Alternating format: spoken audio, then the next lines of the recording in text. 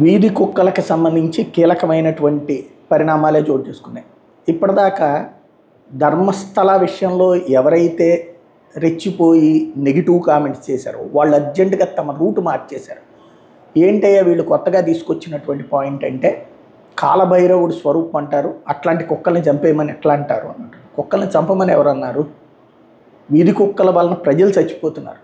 మనకి ఏదైతే సిద్ధాంతం ఏంటి, చేపల్ని తినద్దని ఎవరైనా చెప్తున్నారా? హిందువుల్లోనే శాకాహారం, లేకపోతే మాంసం తినద్దని చెప్తున్నారు. కోళ్ళు మేకలు అన్నీ తింటున్నారు కదా.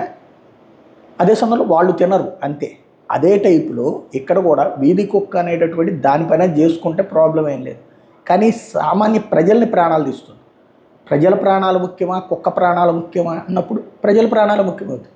సింహం ప్రాణం ముఖ్యమా, మనిషి ప్రాణం ముఖ్యమంటే మనిషి ప్రాణమే ముఖ్యమవుతుంది. అదే ఇక్కడ కీలకం.